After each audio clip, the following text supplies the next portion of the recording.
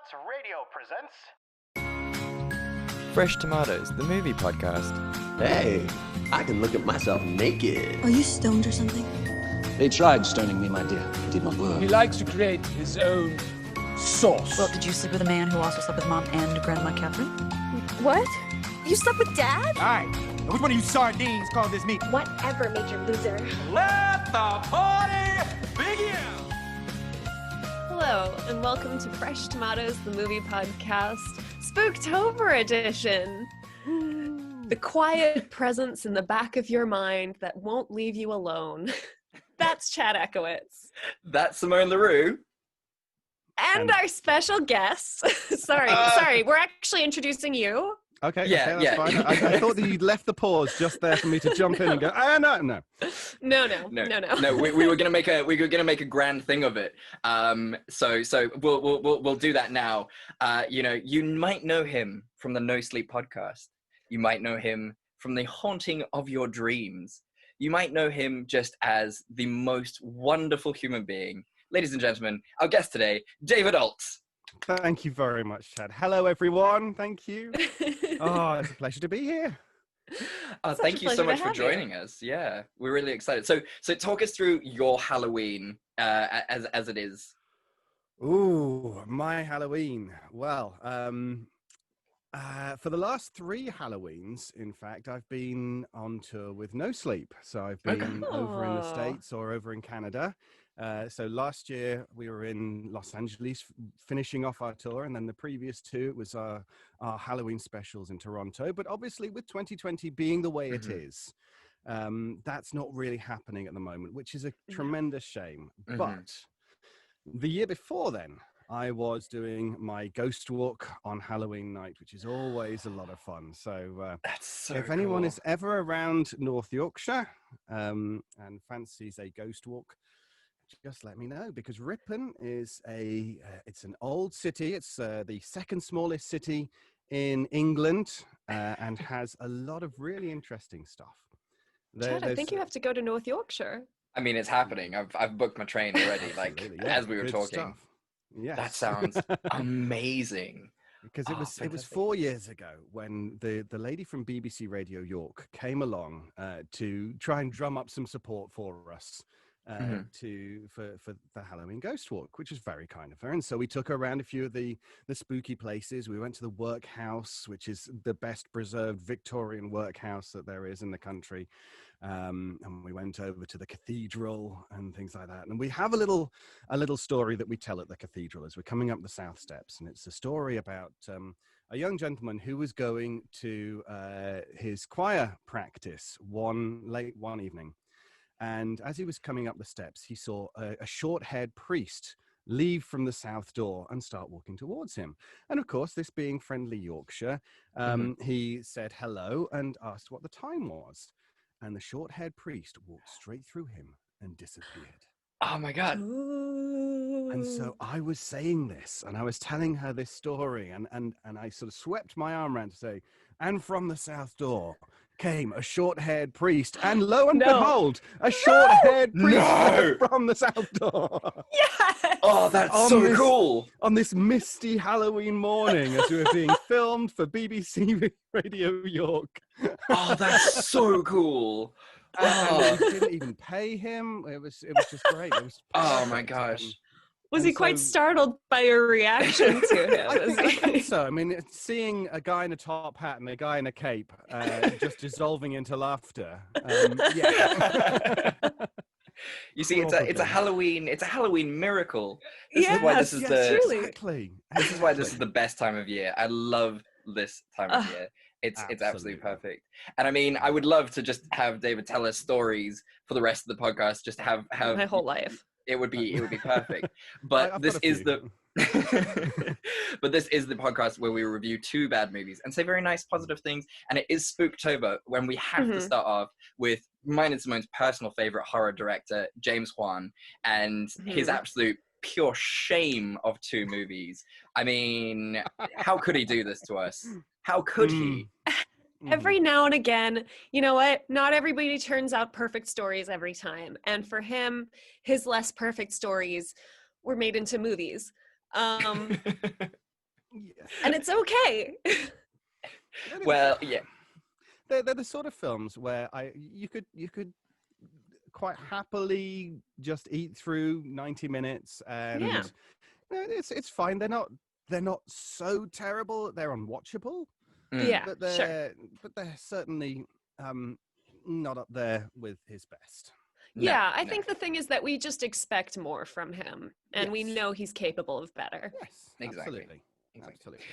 So what 2 movies are we doing, Simone? We are doing The Curse of La Llorona and The Nun. I'm so excited. And I mean, one of my favorite jokes of all time was, why did they missed a trick when they didn't call it the Nunjuring? And it's a terrible joke. It's very true. I like it. Can you imagine? So we usually do it that whoever has the strongest alcohol gets to go first with their synopsis, and then we discuss their movie that they're doing. But I think because we have such an esteemed guest on, you get to choose which movie we're doing first. But regardless of that, we do want to know, what are you drinking, David? Yikes! I've just been drinking tea. Should I go downstairs and get myself a drink? Please. Oh, okay. Well- I was going to be nicer, but yeah. I just want him to be comfortable. And like, obviously, if you were here, we'd like offer you a beverage, Oh, but that'd be lovely. Yes. in lieu of that, please offer yourself I've seen one. Chad with his red wine, and I was thinking, that sounds great. That sounds like a really good idea. It's rather vodka and Coke. I don't know if it's still Oh, okay. a Because good I idea. did think that was a looks very full red wine as well. Yeah. Well, It's- that'd be that's my kind of red wine. A lot. Yeah. So well, you're drinking tea. That's fair I'm drink. drinking If you tea. fair enough, Drinking fair enough. tea. It's respectable, and we respect that. Yes. I am It's drinking a British and it's vodka. 3:00. I am drinking a vodka Coke, as I said. You know, getting into the spooky spirit, as black as my soul. Oh. Yeah. And how about you, Simone? What are you drinking today? I'm having a whiskey. It's Ooh. Baines, I think. Okay. I think that's a That South one. African brand, so I wouldn't. Okay. Yeah, but it's lovely. It's very nice. It's perfectly middle range. Fair enough. Good. Yeah. Okay, so what do you want us to? What do you want to discuss first, David? Is it the wonderful La Llorona, or is it the Nunjuring? I think chronological order is always a good place to start. Mm. So we should go with The Nun, 2018. Okay, Fantastic, excellent. The Nun. This is a pretty short synopsis because there isn't much of a plot. There's not a lot of story, no. No. Okay. Father Burke, a priest who deals in the strange, played by Damien Bashir, and Sister Irene, a woman who has not yet taken her vows to be a nun, played by Taisa Farmiga, go to Romania to investigate the recent suicide of a nun in a remote convent. Helping them is Frenchie, a French-Canadian man living in the small Romanian farming town, played by Jonas Blaquet. He is also the one who discovered the nun's body. He shows them the way to the convent, where it is immediately extremely creepy. It turns out that there are still nuns at the convent, and Father Burke immediately wants to start chatting to them. Unfortunately, he got there just as night is about to fall, and it turns out that the nuns maintain a vow of silence from sunset to sunrise. So they have to stay the night. Frenchie says, cheers, I'll pick you up in a couple days. Good luck to you. Creepy stuff starts happening basically immediately. There's clearly a very dark presence, but the two of them survive the night, and through the night manage to find some old books that might give them a clue as to what strange things are happening at the convent. During the day, Sister Irene goes to chat to some of the other nuns and find out more about the convent, and Father Burke is deep in his studies and maybe chatting to the Mother Superior, who is very not forthcoming with information. During the day, Sister Irene learns that the convent actually used to be the lair of some, I guess, Satanist priest, bad guy, who did a whole blood ritual to unleash some dark evil from the pits of hell. Fortunately, the church got there just in time, killed him, and sealed the portal. To keep the portal sealed, though, the nuns maintain a perpetual adoration, so there's always someone praying in the chapel 24/7. It's not clear how that works with the vow of silence, but it's not thought of again. Don't worry about it. Just don't worry about it. It's fine. It's not the biggest of the plot holes. No. Frenchie, when he's back in the village, realizes that actually they might need his help, so he decides to head back just as night begins to fall, and really creepy shit starts happening. It turns out that all of the nuns there were actually ghosts. They'd been killed a really long time ago, and the sister that committed suicide was doing so that the demonic presence unleashed in the convent would not possess her and go forth into the world. They decided that they need to figure out how to get to the portal and how to close it.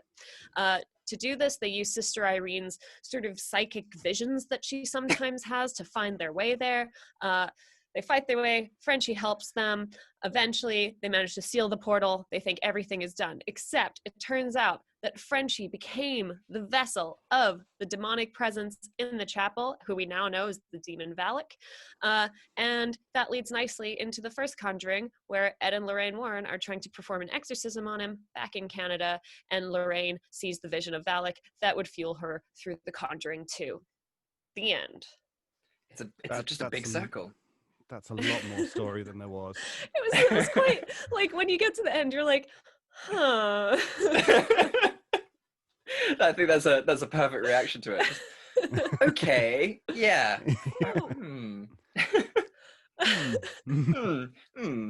So tell us, what is your cliffhanger, Simone? It's gonna be this one, and it's the clip where the French guy immediately starts hitting on the nun, and it's just because this is like the only attempt they ever make, really, at building personality in any of the characters, besides like standard sort of tragic backstories and like the one sad magic girl, like that's her vibe, and it's not even a very good attempt. He's just French, so they're like, he must seduce her. But they make it explicitly clear over and over again that he's French Canadian. It is so important that you understand that he's French Canadian in this. And then at the end we find out why. And well, it's so that they don't have any language barrier. Because there's no language barrier with anyone, it seems, in the village. Everyone in Romania speaks perfect English. Yes. It's great. It's just, that's what you hear when you go to Romania. Romania, the place where everyone speaks perfect English. Everyone knows that. Well, the only place that they don't seem to speak perfect English in the film is in London. Because I was really, I was so happy to see how everyone tried to do their British accents for that one scene. And then Thaisa Farmiga just says, "Oh, what the hell? I'm just going back to normal when she gets to Romania." So I thought that was a really nice, really nice thing for her to do. So you wrote notes, which means already you're much better at this podcast than we are. So talk us through some of your notes on The Nun.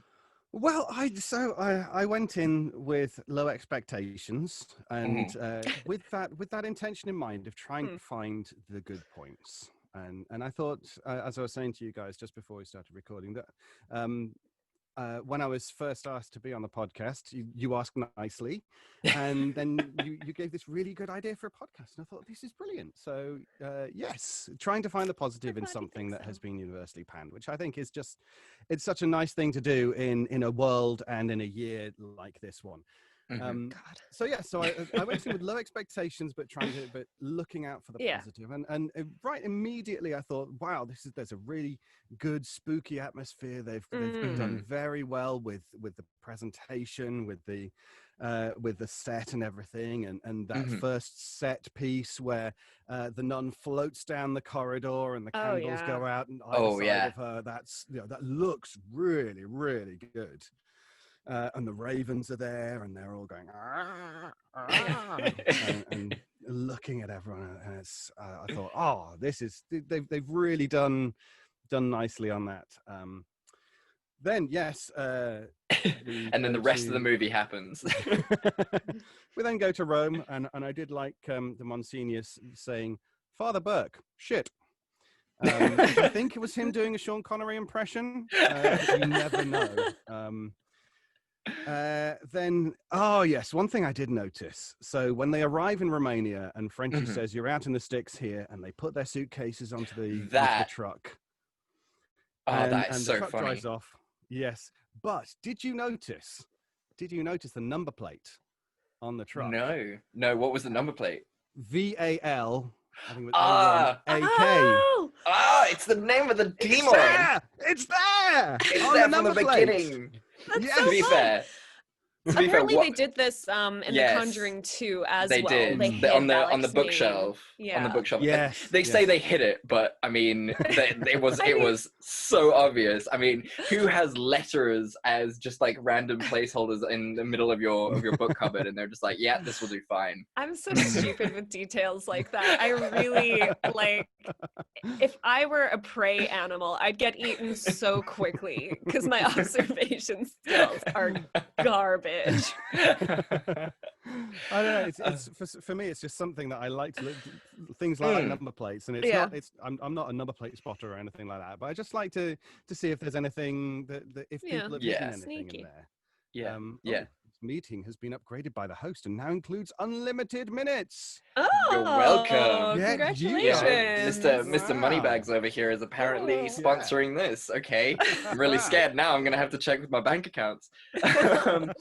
What I loved, and I think this is the issue with the film in itself. It's obviously James Wan trying to be funny, which, you know, if you're a horror director, just stay in your lane. It's fine. I love that. But it's the fact that, like, I like the comedy. The comedy's great, but then they laugh at themselves, and you have to, like, you're forced to know that this is a joke. It was the setup for that. You know, we put the bags on the truck, and then the truck drives off, and here's our thing, and that's great. That's fine. Leave the joke there. But it's the fact that the priest and the female protagonist just start laughing, and they're just like, oh, we're so silly, and it's just like, oh, okay. Like now the end you've of a ruined 90s sitcom where everyone turns to each other and goes, Exactly. And and that was like repeated throughout the movie, and it just it broke my heart. But the rest of the time, the actors didn't seem to be playing it tongue in cheek. They didn't seem to know that they were in a terrible horror film that they had to be ashamed of. They were giving it. I think they were giving it their all. Well, not quite their all, but they weren't phoning it in. Yeah. Gotta agree with you. I watched this whole movie feeling like there were scenes missing from it because there's so much buildup for different things. You know, the priest has that backstory with the child who got possessed and he couldn't save him. And like all that really manifests in is like one creepy child scene, which admittedly was very scary, but like that was it. And there's no really like resolution for him character wise. And the same goes with like the nun, who she hasn't done her vows yet, but she doesn't seem to be having like a huge crisis of faith about it. She's just like, I'm just taking my time before I commit. And again, like at the end, like she does her vows before they do their final battle, but it doesn't seem like any big personal change in her at all. So like everything, you're just like, but what does it mean? Why are you telling me this? It's when they were saying, well, the demon needs a pure vessel to be able to go in. So let's bring in a novice nun, and then make her a bride of Christ. Yes. Let's make sure her purity is right there for the let's taking. really confirm it in the presence of this demon. That scene is the great. Defiler. Yeah. I mean, if she hadn't have taken her vows, would the Jesus blood still have worked? Is my question. I mean, it's Jesus's blood, so but I don't understand. In the like flashback, they show a priest wielding the blood, so surely the priest could have just done it. Like there was no real reason that she needed to be a nun. I'm sorry, but like any human being, if Frenchie had the blood, it's the blood of Jesus Christ. It should defeat everyone. He did have the blood though as well. Yeah, that's true. Yeah, at the end, there he was, and then shoot across her. Yeah, and but yeah. What did you like about the movie, Chad? I loved, my favorite thing, and I love this throughout James Wan's movies, is the music. And just that deep monk voice whenever the nun was, or you know, whenever Valak came onto screen was just great. That like, it's so much fun and you're just like, oh, here we go, something's about to happen, and it's creepy, and I just love that. Yeah. What did you guys like love about it? What was the redeeming factor? Well, sorry, go ahead. Sorry, you. No, after you, ladies first. We don't do that here. It's fine. You don't have to worry about it. Right, okay. But I'll go. I genuinely, again, this is my stupid, like, non-observational brain working, but I did not clock the fact that the nuns weren't real. So when they re-enter the chapel, like, I was like, oh shit, and then because the nuns weren't there, and I really did kind of enjoy a little bit the idea of, like, there's always a nun praying very, like, fervently all the time. I thought that was quite cool imagery. So I liked, like, that whole aspect of it. I you know, but yeah, once the twist came and it really settled in, I was like, well, that was stupid, actually. They've all just been collectively hallucinating nuns the whole day. I mean, that sounds like a day well spent to me, but that's just how I like to get down. But I do like the idea of perpetual adoration. Just sounds very cool. Like, there has to be someone praying at all time, and they do it in, like, shifts and things. That's awesome. That's very My old church used to do that. Well, when I went to church many years ago. Before you became a child of Satan, like all of us. Clearly. How about you, David? What was the defining things of this film? Well, what I liked was the very nice depiction of playing with perception and the way, because the two films that I've just watched pretty much back to back in preparation for this podcast, they do really nice things with the camera work where you've got a light shining across something and you pan back and it's not there. Or there's the scene in the chapel where the nun's shadow comes up on the side and then walks around. And then is there in the mirror, but not when you turn around. And then so I really like that. And one film that does that extremely well is Oculus. I don't remember if you remember Oculus, which is the one with the mirror and Amy Pond, Karen Gillan. Yes. I just have to say Amy Pond and Chad's there. That's good. I mean,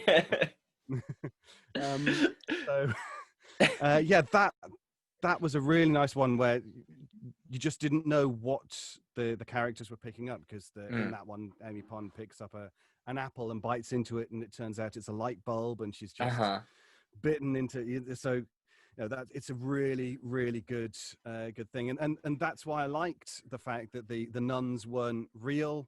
They were deliberately playing with the perception of both the characters and us. So I thought that was really good.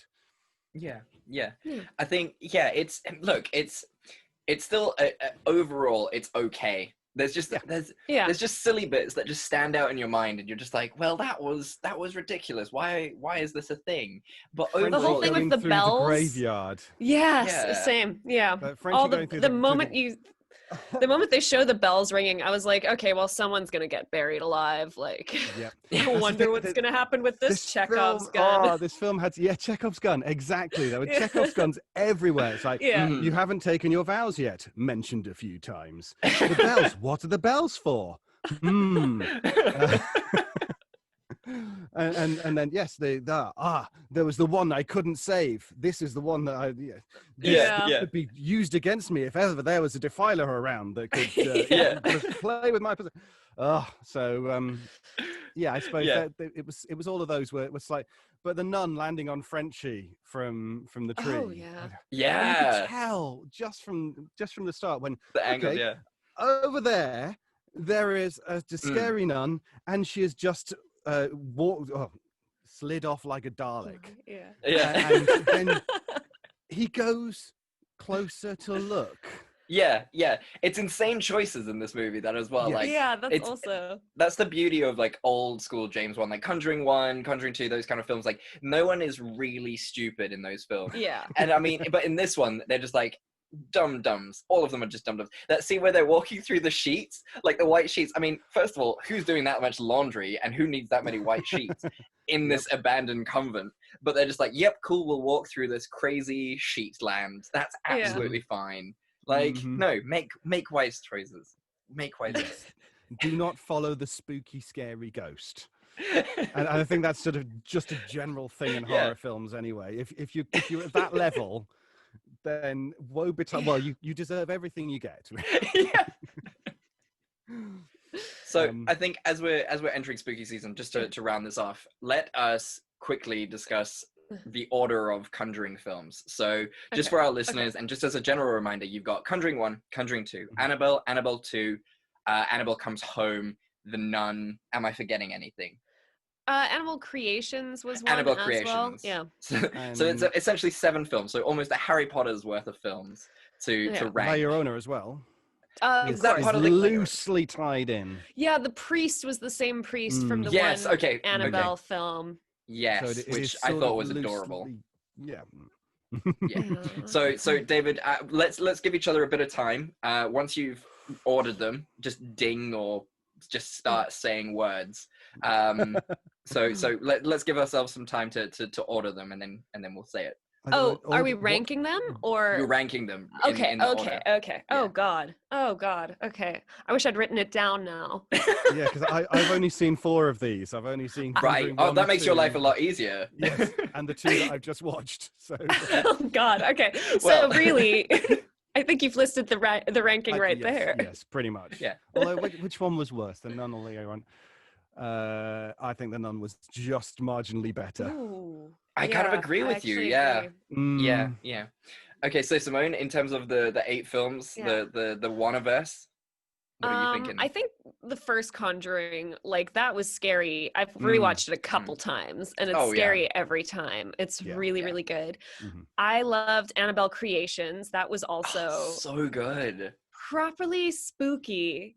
That's the one that's in the orphanage. Yes. It's really good. Yeah. It's the only Annabelle film really worth watching, to be honest. Ooh, okay. Not happy with okay. Annabelle Comes Home is okay. No, that's a fun one. That's not scary really though. That's just a good time. You can see when you've lived on horror for too long. When horror films don't become scary anymore, they're just a good time. Just a romp. Good Sunday watching. Okay, but yes, David, definitely check out those 2 Annabelle films. You can leave the rest behind. Yeah. Don't touch the rest. I liked actually the Enfield haunting one, like Conjuring 2. Yeah, Conjuring 2. That was pretty fun, I thought. I know that now they're making another spin-off called The Crooked Man. From that one, which might be good. I got excited, and then I remembered where we've been with these like spin-offs and things, and then I remembered that it's not a good idea. Well, we'll find out. We'll find out. Okay, so one thing I noticed about the Enfield haunting one was that, and I'm sorry that to take us on another slight tangent, but did you notice that's what we do? Oh, that's fine then.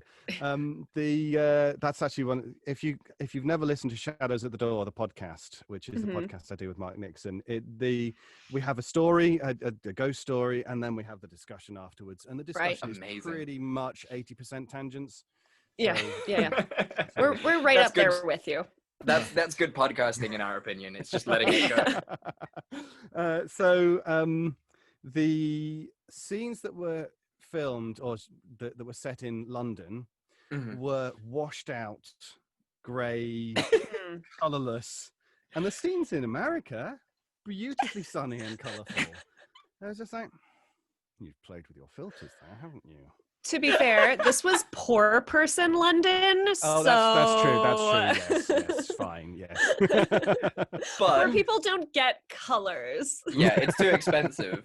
But they do like doing that, don't they? Our poor country, the United Kingdom, gets a really rough deal if it's an American who's directing it. You will get washed out colors and then just these vibrant colors if you go anywhere else. And then except for LA, which is just orange. Just always an orange filter over LA.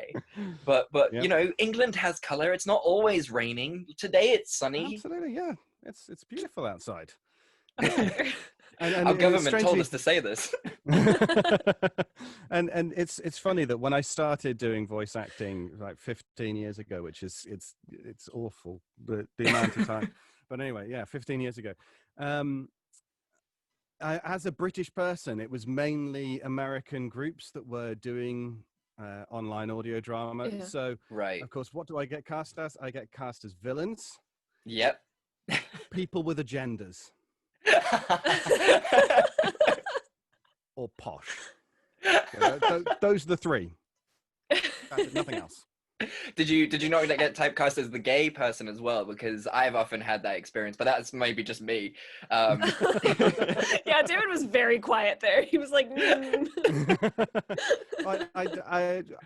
No, although since being with No Sleep, I have done a lot more stories where the main or the character I play is gay, which is wonderful representation. Of course. But no, actually, I haven't been typecast as that because I think the Britishness just wins out. Right. Okay. Right. Maybe You know, maybe we maybe need they're a a bit person to be mysterious. you We'll go with a British Brit. person. have you found that that's changed more recently? Like, are you getting more diverse roles? As a cis white man, yes. As a cis white man, are you getting more diverse roles? You know, as cis white British men, it's just a crime. We don't get the diversity that we deserve. Exactly. You know, Less villainous roles. I literally have only the gay card to play. Yes, there's a lot more interesting roles out there. But that's the word I needed. The podcasting and audio drama has just increased so much in the last, even in the last 10 years. It's just grown so much, which is brilliant. Yeah. But yeah, so I would say my tagline for The Nun would be, "Who doesn't want to defile Frenchie?" You're not wrong. Gotta love a little bit of the French Canadian. He's stunning. Honestly, a little trashy lady boner. I was like, I'd reconsider my vows to come.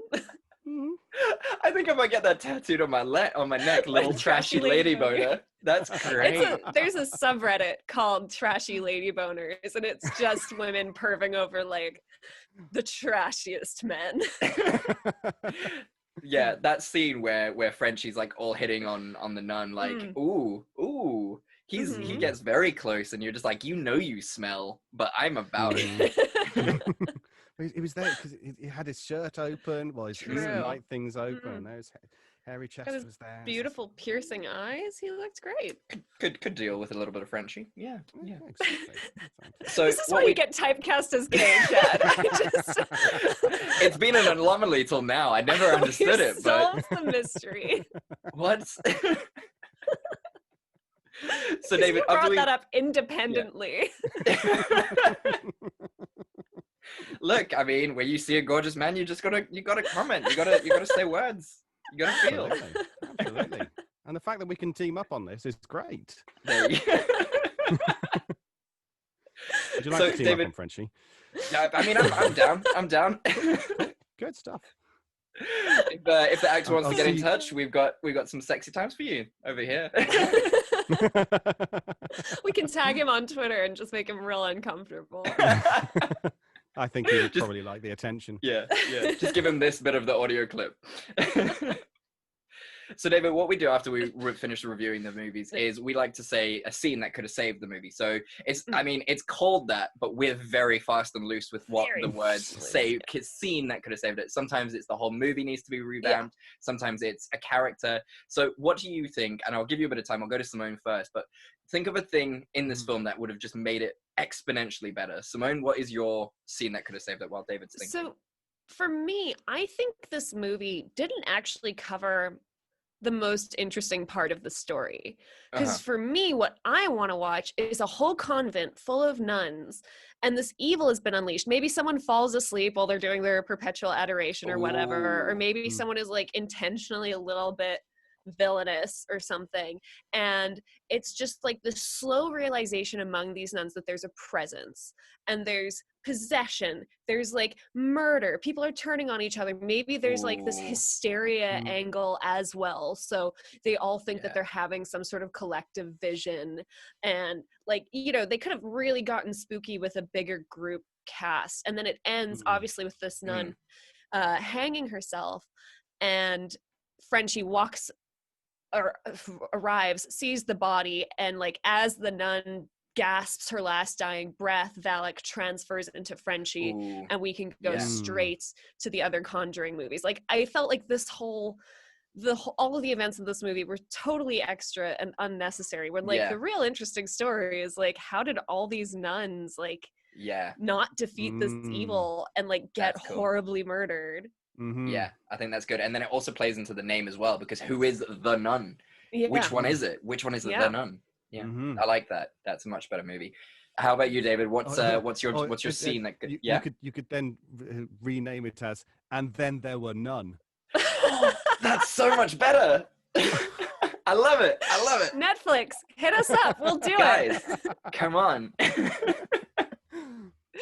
David can play the evil priest. It'll be great. And we can just, all three of us could just double up as the nuns, just like an Adam Sandler kind of romp, where we're just all three of us just being all the different nuns. I like the sound of this. I'm so down for that. Yeah. Yes. Yes. We got David in. Yes. Maybe Netflix will now listen to us. Yeah. Answer well, emails, finally. Yeah.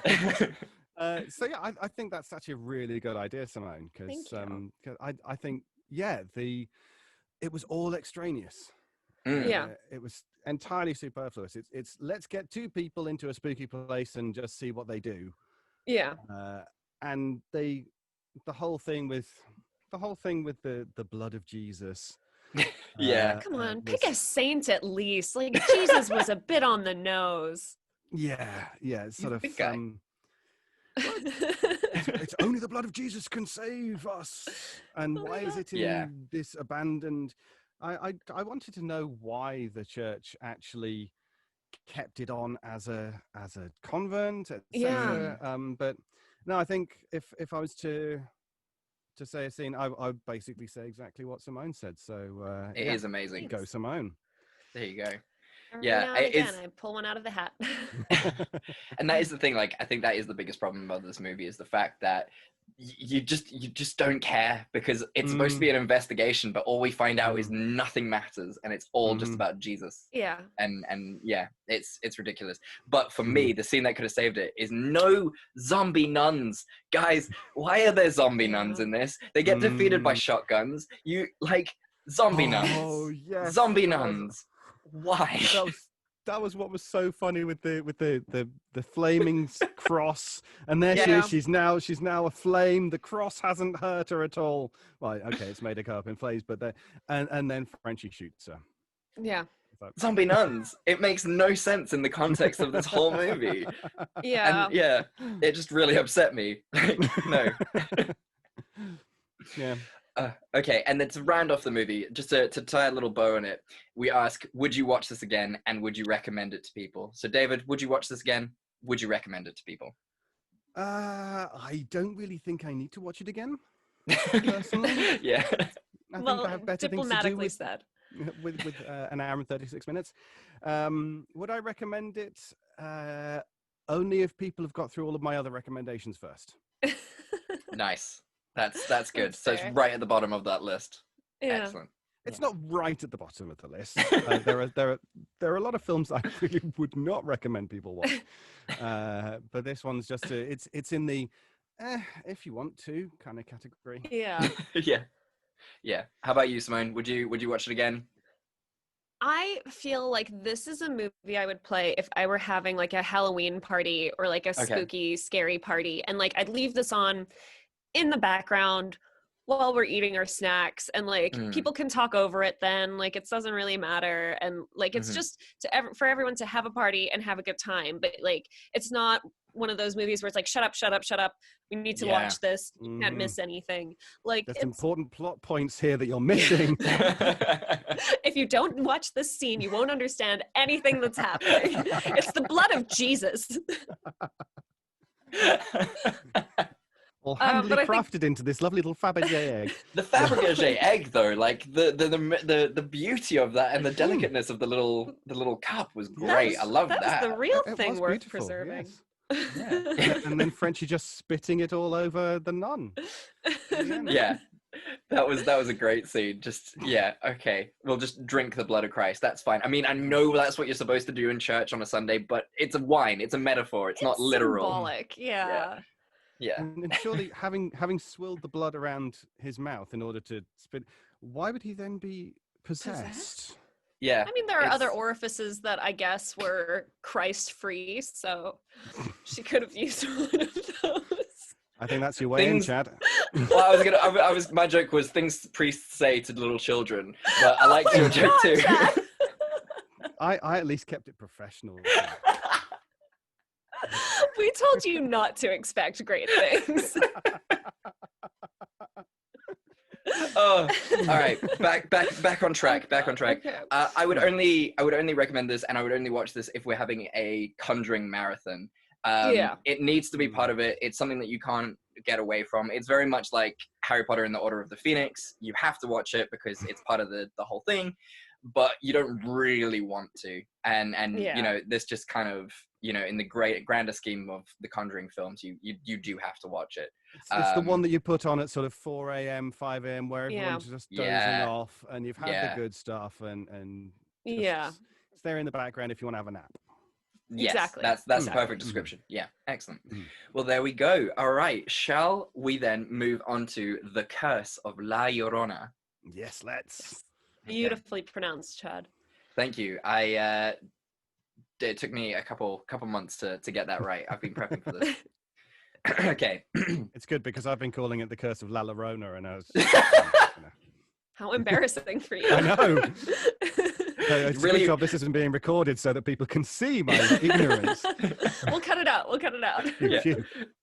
Well, you just from now on when we say La Llorona, you have to really roll your R's. Let's have that really like wait, hold on. Now I fucked it myself. I can't actually roll my R's at all. Really? Never been able to. Ever. Some people can't. It's like a genetic thing, I think, isn't it? Like I have no idea, Oh, but really? yeah, like Some This people is people- like yeah. this is like finding out that Derek Zoolander can't turn left. Like Yeah, he's it not an feels up on ambi-turner. that level. Yeah. Who was the James Bond that was scared of guns? what? Was it? Oh I can't yeah. remember who Was it it was. Roger Moore doesn't like guns? Yeah, Roger Moore doesn't Mm. like guns. Well, that's very silly. We read about that when we did James Bond week. He was very like Really? anti-gun, so he like refused Oh, right. for James Bond to use guns very much. Oh, that's really interesting. You learn something new every day. Really? Sorry, I interrupted you. Please No, go on with no. your synopsis of La Regale us. Llorona. Oh, there it is. Oh, I liked it. I like that. So, Anna, played by Linda Cardinelli, works as a truant officer in LA during the 70s. She was recently widowed when her husband was shot in the line of duty as a police officer. One day at work, she learns that one of her neighbors, Miss Patricia Alvarez, played by Patricia Velasquez, has not been responding to repeated calls about her children skipping school. She knows Patricia really well, so she volunteers to go see her. When arriving at Patricia's house, Anna can tell that something is wrong. Patricia is hesitant to let Anna in. She's acting really sketchy, and the kids are nowhere to be seen. Anna walks around the house and finds the closed door that has been padlocked. On the door are etchings of creepy eyes. Anna tries to get Patricia to open the door, but she refuses. They end up getting into a bit of a skirmish, but the police officer assisting Anna is able to wrestle Patricia away, but not before Anna is able to get hold of the key to the padlock.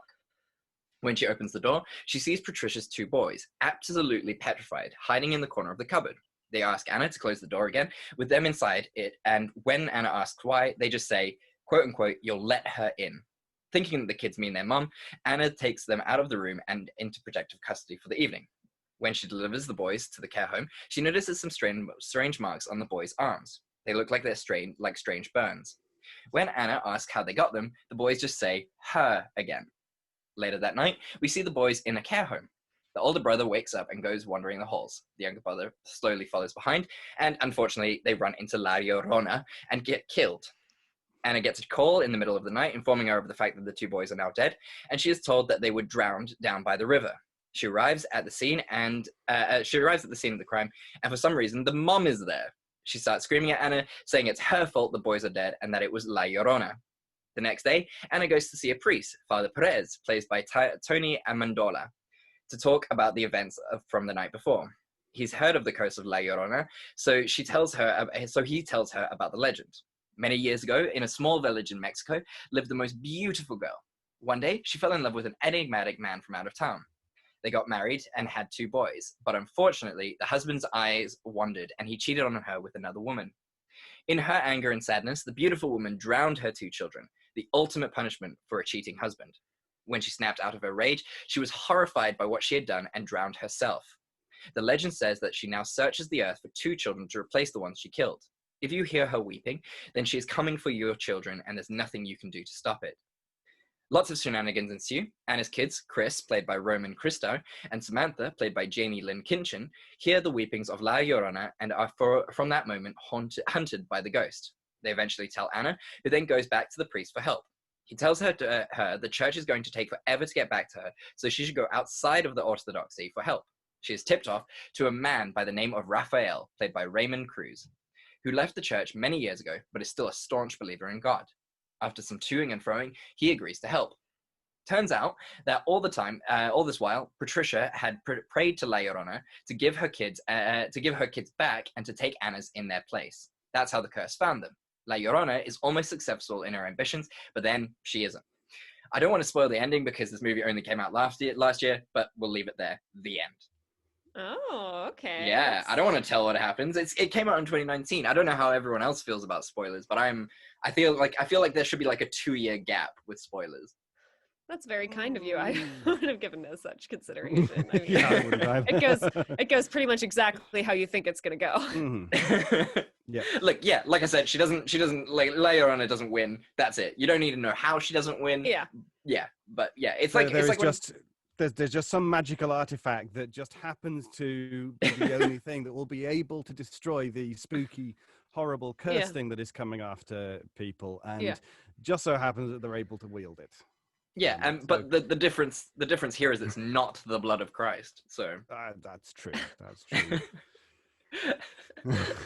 You get that one movie and you never get to use it again. No.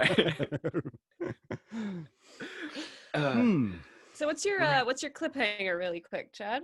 So it has to be this one, and it's the conversation when Anna goes back to work and her boss is trying to lighten the load and she just flips out.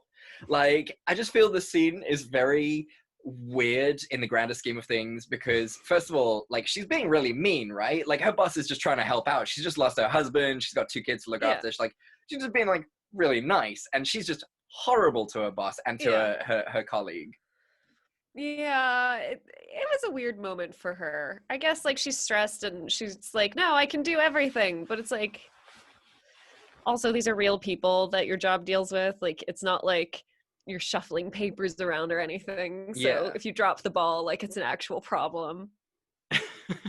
Yeah, absolutely. I do love that in the truancy world of this movie, like, going after specific people earns you more credence and more clout than going after other people, because she's like, the Patricia woman, if I get her, like, she's now my client. It's like, no, they're just people. Like, I didn't realize she was a truancy officer. I thought she was like a social worker. David, thoughts about her job? The most important thing in this movie? Well, she doesn't seem to do tremendously well at her job when it comes to, I don't know, the horrible burns that she sees on her children's wrists. Yeah. And how they relate to the horrible burns that were on the other children's wrists. Mm-hmm. So whatever her job is, I don't think she's tremendous at it. No. I don't think she'll be winning Social Worker of the Year. The best, that end of year function of social workers is where you want to be. That is the party. Oh, what a party! Who got Patricia? Go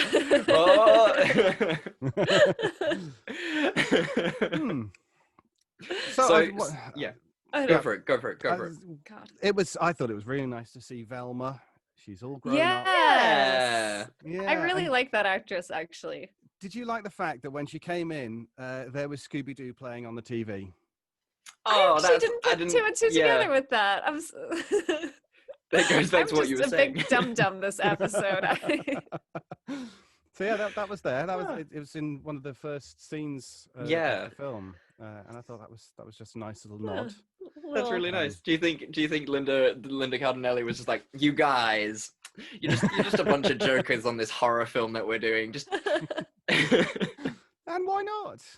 Yeah. Why not? You know, it's in the first bits of the scene of the film, so you can go. There's the nice little in joke. Right, let's settle back for a fantastic horror film. And then, yeah. Obviously, again, this is a film where the characters are making questionable choices, such as if a woman screams at you, "Don't open the door! Don't open the door! Don't open the door!" Yeah. Yeah. The "Don't take my children away." But there was some really nice. Again, it was the nice camera work with the when the kids have gone off into down that corridor and they look up at the mirror and there she is, and it cracks, and it's like, oh, that's actually quite nice. And then feel the drip of. It's a bit like 28 Days Later, where the crow drops that drop of blood into the man's eye. Yeah. Oh shit. Yeah. I'm allowed to swear on this podcast, by the way, aren't I? Oh, absolutely. It's encouraged, if anything. It's surprising that it's only come up now in like the 50th minute. I'm very surprised. I'm shocked. This is a clean episode for us. I do apologize. It's the British Reserve. So I thought that was really good. The scene with the umbrella was also yes, very nicely I done. liked that. There, not there. So that was good. And the scene in the car, I thought was really really with good. the windows. Yes, that was cool.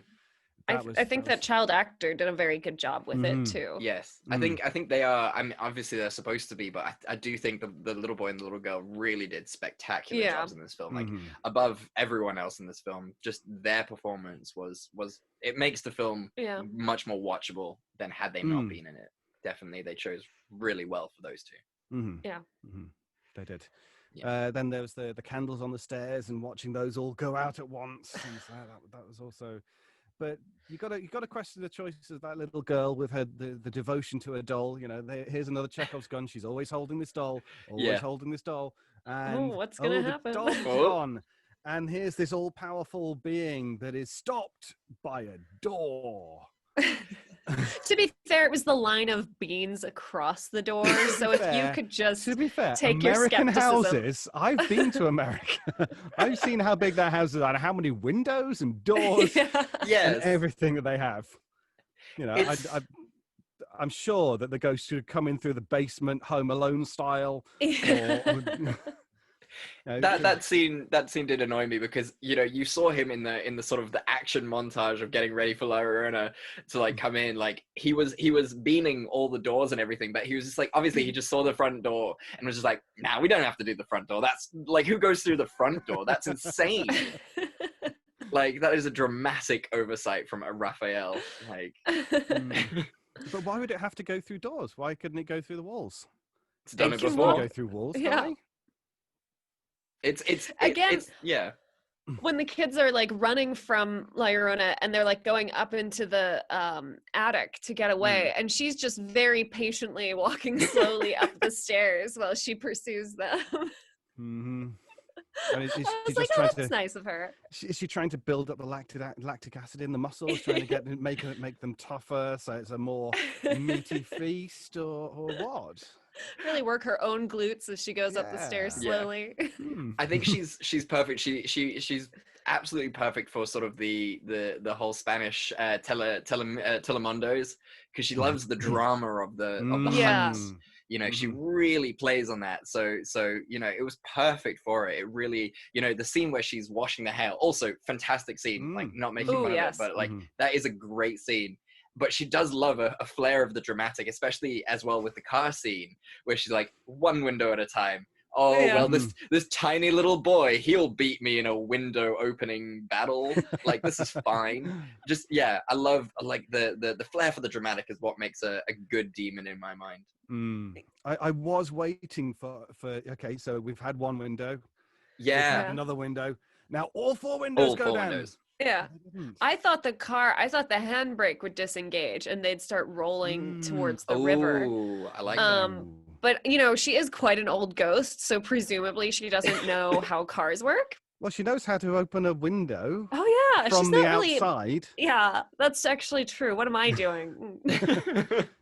Probably about as much research as the people who made this film, to be fair. Because if you've managed to wind a window down from the outside, the mechanism. Somehow you've got to the mechanism inside, and because we didn't, it wasn't the handle, so it must have been in between the door, the Yeah. interior and the metal. And so if she can put a hand through that to be able to, Yeah. surely she can come through a door that hasn't been beamed. But apparently not. But Like that apparently scene not, where she's apparently like, not. it is great when she like runs up to the open door and she gets stopped and she's just like, well, this is a bit shit. the beans. The beans. Curses. And I would have gotten away with it as well if it hadn't been for the meddling kids. And your dumb beans. It does feel that way though. Like as soon as she reveals her face, and I do feel this a lot with horror films where they reveal the monster, it really loses the gravitas when you reveal the face of it. I mean, look, La Llorona was very scary, but when they took off the veil, it was like, oh well, you've just got like yellow eyes now, I guess. And your jaw There's some can leftover dislocate a bit makeup from the nun. That's how this film got made, isn't it? Honestly. So what did everyone sort of like about it? I mean, I know we've said a couple things, but like, what was like the sort of identifying things for this film? I love the fact that it was this film that was swapped over for Detective Pikachu in a cinema. And so you had the trailers for one of the Annabelle films and a couple of other ones, and then they started showing this film to this theater full of children. Oh no!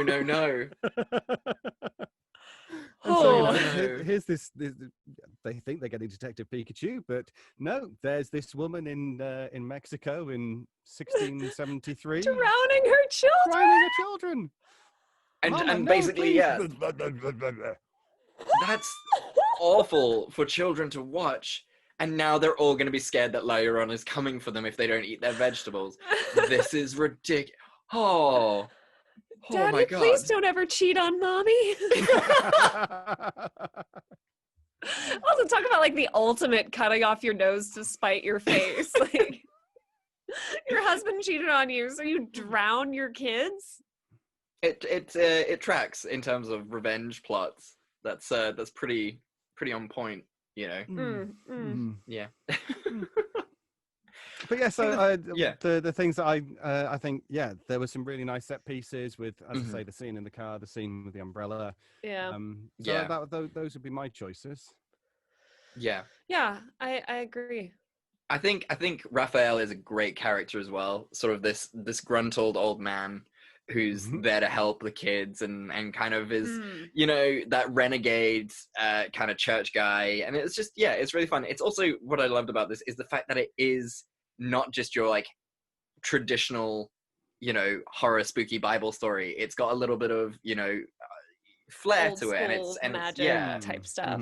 Yeah, and it's, you know, that's really nice to see something that isn't, as we discussed earlier, you know, in our diverse cis white gendered thinking. You know, it was nice to see a bit of diversity in this horror film. Yeah, which was cool. Although I did like the line, "He used me as bait." Did you? No. Did you? Yes. Okay, let's carry on. Okay. He's like, well, it worked. Yeah. I was obviously going to save him. Yeah. Okay, so what is everyone's scenes that could have saved this one? Why don't you go first this time? Yeah, I didn't think the kids were ever really in danger. It just didn't feel like even when the kids were like screaming and stuff, I was like, you're gonna be fine. Like, I wouldn't worry if I were you kids. Like, I just felt no danger to this one. Like, I cared about the characters, but I didn't ever think they were in any physical harm, like, ever.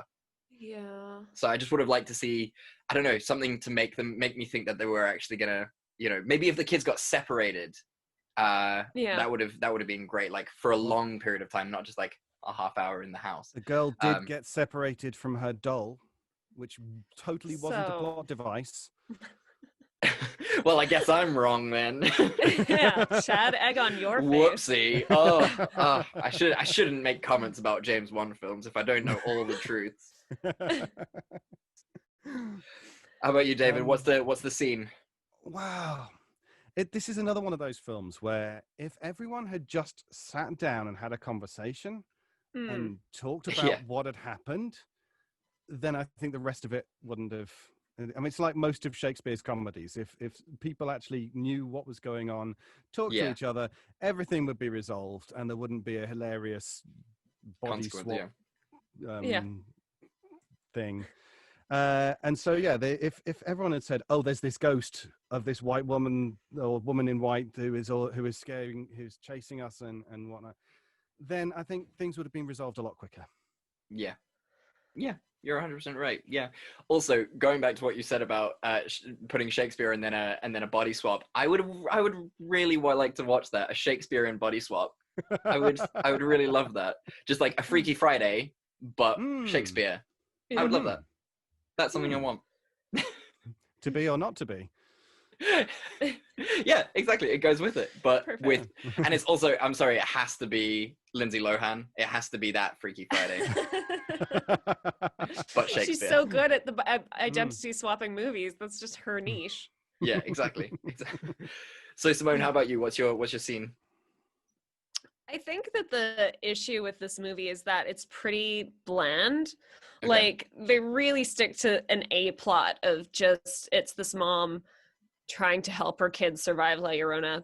And I think what might have made it more interesting is, they introduce this angle of she's grieving, she's lost her husband, she's struggling as a single mother.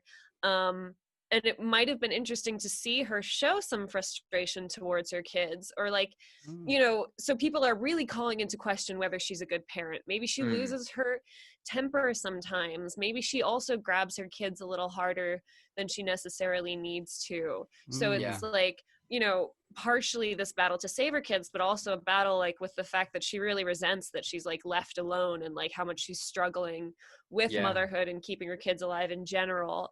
And I think that could have made it a much more interesting movie from a psychological standpoint than just oh, there's a ghost, it wants to kill my kids, I need to save my kids, I've saved my kids.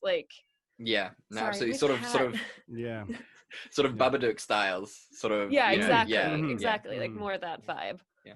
Do you want to go get your chat among kitty? yourselves? Yeah. So Simone's cats are incredibly demanding. They basically rule her. It's not the other way around. So usually every single time we podcast, we'll get to this point where the cat wants to be let in, and you've got no choice, otherwise it ruins the recording. So when I was in India, I don't know if you've heard this on other podcasts. I can only apologize. He just screams and screams until I let him in. A story that I like to tell is when I was in India, I was there for 6 months, and I still had stuff that I was needing to record lines for. So I had a microphone.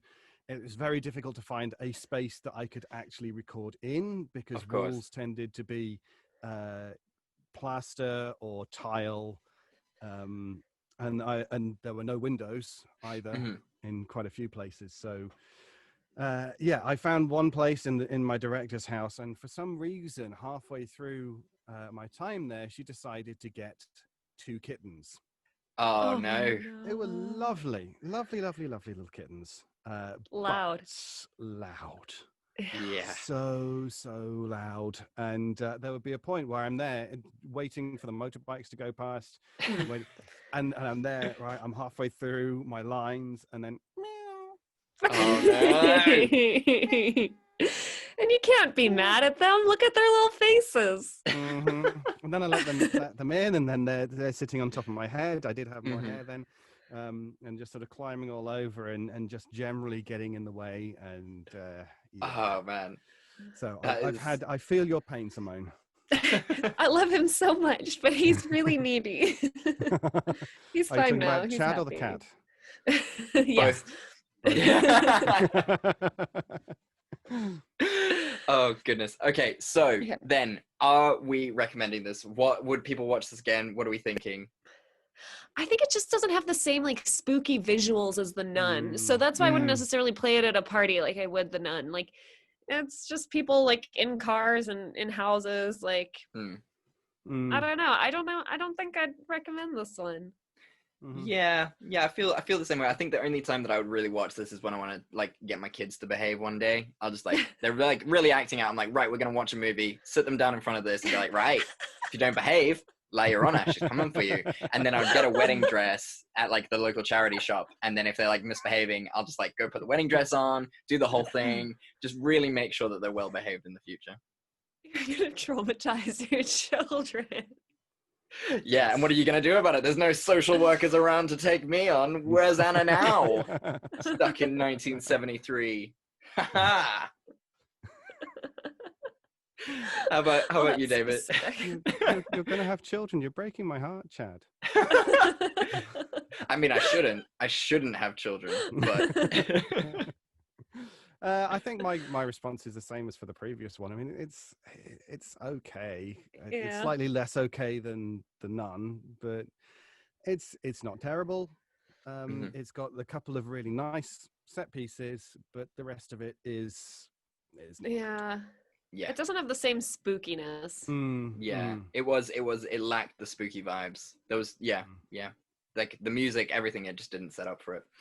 No. But you know what? Like they tried, and good on them. And good acting roles for the kids. I think for kids, a horror film is a really good way to like break into the business and like really show your acting chops. Because if you're a kid and you understand, like, I need to be really terrified now, I need to be nuancedly terrified, like it's a great way to show your skills. Or if they get to play a creepy child, that's even more fun. Oh yeah. Oh, dream role. Yeah. we're a bit old for that now, but I'm past my prime, I guess. Well, when was it? It was 10 years ago. I was playing Donald in Blue Remembered Hills, and I don't know if you know Blue Remembered Hills at all. No. So it was originally a TV sort of it was a one episode story. It was written for TV, but it's 7 adults who are playing 7-8-year-old kids. Oh, okay. Right. You are there being a child, obviously in an adult body, but and that was a lot of fun to do, because it was a whole different mindset to have to work in. It was a lot of fun. So never say never when it comes to playing the spooky kid. Okay. I read a very interesting interview with someone who acts like a child for training officers and social workers to talk to traumatized children. Right. Okay. Like as like a role-playing training type thing. So they have to like be a child who's recently been traumatized and stuff, and show them like the difficult obstacles they can encounter and stuff. And I was like, that is a very specific way to use your acting. Props to them, because that must be incredibly difficult. Yeah. Wow. Especially to embody like not just a child, but like a really traumatized one. Yeah. Wow.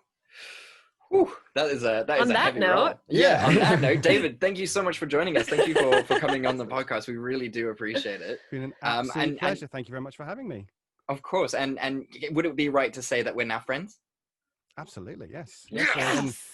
Next time you're in Yorkshire, do drop me a line. You can have that ghost walk. Yes. Chad, you have to do it for both of us. I do. I mean, I'm gonna have to go up to North Yorkshire for Halloween now. Hell yeah. I'm a little further south than you, so it'll take me a little longer. We'll sort something out. Maybe for next Halloween. We'll get you out here somewhere. Or we'll have you as a face on a tablet or something, and you can. Oh, fantastic! I'll be on one of those little rolly things. Yes. That'll be really fun. Keep bumping into shit. Amazing. Well, so David, do you want to tell the people where they can find you on all the things and any projects you're working on? Right. Yes. So the best places to find me are davidault.co.uk. That's AULT, as in Renault. And my Twitter is @DavidAult. I am not on any other social media. I don't do the gram. I'm not young enough or hip enough for that. You're not on the TikToks? I'm not on the TikToks. No. I do understand the TikToks, but I don't do them. Fair. That's for the best. Best way to do it, yeah. You can find me on my website, on Twitter, and various things that I'm involved with. You obviously know about the No Sleep podcast, and there's Shadows at the Door, the podcast, which is more spooky stuff, ghost stories in the M.R. James style. Amazing. So that's great fun. I should have thought about this earlier. This is what happens when you're such at a high professional level. You don't know half of the things that you're doing anymore. You just do what them. Am I on? What am I? Scripts come in, scripts go out. It's a simple thing. So if you're into D&D, then Dark Dice is the one that I've been on. That was a whole load of fun. And you can also find me within that same sort of universe, the Travis and Caitlin Fool and Scholar universe. And Travis and Caitlin are just the most amazing audio drama production machine. So Dark Dice, The White Vault, seasons 1 and 2, and Vast Horizon, and a lot of other places. Check out my website for more details. Guys, just follow David Ault. Yeah, he's fantastic. So what we do at the end of the show, is we say something that happened in the week that's a really optimistic thing for us. So, for example, for my thing this week, my optimistic thing for this week is that I woke up on Tuesday and I just had like such a Disney day in my mind. So like I woke up and I immediately put on Zombies 1 soundtrack, which was just absolutely perfect. Immediately followed by Descendants 1 soundtrack. So I was like down now in the shower listening to, this is going to be my year. And it was the best way to start a Tuesday. David, have you ever watched? Now, we know the answer to this. As adults, we know the answer to this. But any chance that you've watched the Descendants trilogy or Zombies 1 or 2 from Disney? That's totally fine. It's not for us. It's not for us. We're just huge kids. I mean, literally today I bought the High School Musical soundtrack because it was at a garage sale. Yeah, it was on a garage sale. It was £1. It was £1, Simone. So I had to. You can get it on Spotify.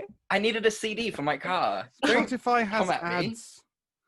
Yeah, not if you there pay. you go. Not if you pay, but it's more than £1. It's more than See, David's got my back. I'm also a student. I don't have income anymore, Simone. I'm very poor again. That's true.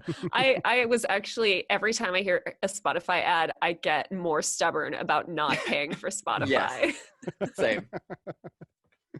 So Simone, what's your optimistic thing for the week? This week it was my anniversary with Rudy. So we went to a very fancy restaurant, which was exciting, and did like a tasting menu. It was really, really nice. They had a pescatarian menu, which I didn't expect at all. Like I was ready to go full veg.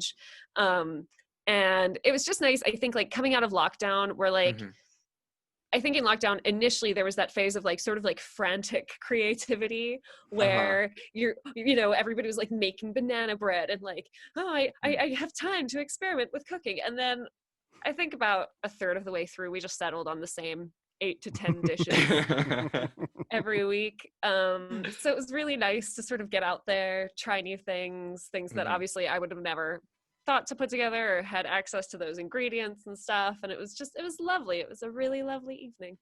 That's so nice. Oh, good. Wonderful. Good. Yeah. How about you, David? What's the thing that's made you optimistic this week?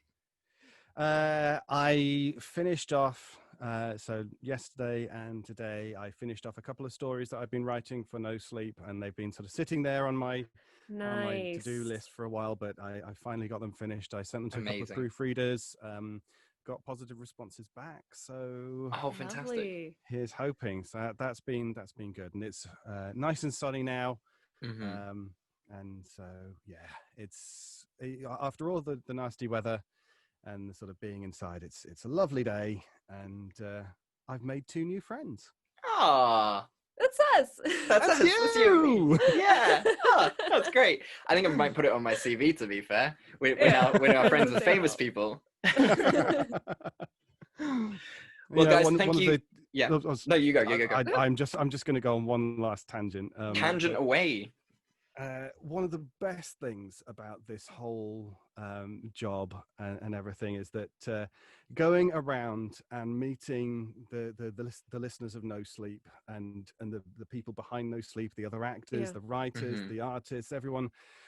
The audio drama universe is such a lovely, positive place with so many wonderful people, and going on tour, back in January, we were there, and while we were in Copenhagen, the group of us signed 100 postcards because we knew we were going to have quite a lot of people at Stockholm, over 500 people, and so we pre-signed a whole load of cards, which it's amazing to think that after all of this, it's come to that.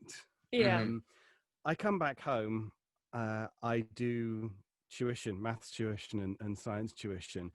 The kids I tutored couldn't give a damn that I'd be performing on stage in front of hundreds of people. I'm just there to teach them maths. And but coming back to the best thing about it is meeting everyone after the shows. Yeah, because everyone is so open, so warm, so friendly. They love coming to see the shows, and we love meeting them. And it really is the audience, the fans that make the podcast, because otherwise we'd just be enjoying creating stuff but then sending it off into the void. So absolutely. It's the fandom, which in the vast world of fandoms, I think we've probably got one of the best ones. The audio drama fan world, the listeners, the creators, it's so wonderful to be a part of that. So I think I've also found, especially like horror communities or like people who enjoy the spookier side of things, are always just the loveliest people. Absolutely. And then I've seen all the drama in like self-published romance communities and stuff, and it is it is vicious. Which is surprising. Yes. You would think they would be lovely, but it's always the places where you don't expect. It's like MMA fighters. You think they're going to be really mean, but they're actually just like the loveliest guys you've ever met. And it's karate people that are fucking karate people brutal, awful. Can't deal with karate people. David, if you do karate, we're really sorry. This is awkward. No. David's just like, I'm actually part of Cobra Kai, but no, you are so right. And I mean, I don't know if like you've obviously had this experience in yourself, but I do think the podcasting community, just like amongst hosts and people who do get involved in podcasts, like it's just so lovely. Like I've never met another podcast host that is just an awful human being that like immediately is disagreeable. Like all the podcasts that we have heard, that we've been a guest on, all the guests that we've had who have other podcasts, they've all just been wonderful human beings, exceedingly lovely. I mean, and this week has been no different. It's been an absolute bloody pleasure having you on the podcast with us. It's been a so delight. Thank you very much. Why don't we have more Brits on the podcast? They're always so sweet. Chad. You can drum some more people up from this country that you're in. Come on. Yeah, but 90% of them have been my ex-girlfriends and things, and that's just gone badly for both me and the podcast. You need to broaden your outlook a little bit. Me thinks so. And for everything. Well, on that note, thank you guys so much for listening. We really do appreciate it, and we do hope you enjoyed this episode, and I do hope that you are getting in the mood for spooky season. We've got so many great things coming up for you on our spooky side. Simone, tell us what's happening next week.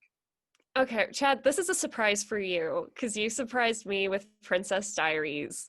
Okay. 2 weeks ago. Now, occasionally we do movies that got more than 50% because we love them and we like being nice about things that are really nice sometimes too. Of course, yes. And this kind of has a bit of history for us on the podcast. So I thought we could do Unfriended 1 and Unfriended 2 next week and just gush about them. Yes, I'm so about it. Yes. This is going to be a great week. Fantastic. Yes. I'll buy some tequila, I think, because last time when Chad still lived in South Africa, we watched Unfriended 1 together and finished off an entire bottle of tequila between the two of us. That was a rough evening. Yeah. That is the worst, one of the worst hangovers I've ever had. Oh my God. Didn't we try to watch Frozen afterwards? I feel like we tried to watch Frozen afterwards. Something afterwards. I could not tell you what it was. Have you seen the Unfriended movies, David? I have not, no. Surprisingly good. Very worth a watch. Yeah. Definitely highly recommend for your rest of your Sunday watching and going into the rest of Spooktober. Mm-hmm. Thank you very much. Yes. So guys, thank you again for listening to us. It's the only way I know how to do a segue, so I'm going to just keep thanking you guys. Yeah, if you are enjoying Spooktober, tell us what you're doing. We in the UK are semi going back into a lockdown. It's a bit tenuous. Like Boris is flirting with the idea of sending us all back into lockdown. So Halloween's going to be a bit different this year. Tell us what your Boris plans are. Flirting is really the most horror that you need. Really. That is Spooktober, isn't it? So tell us what your Halloween plans are. Tell us what you love about Halloween. What are your movie choices for going into Spooktober? And where can the people do that, Simone?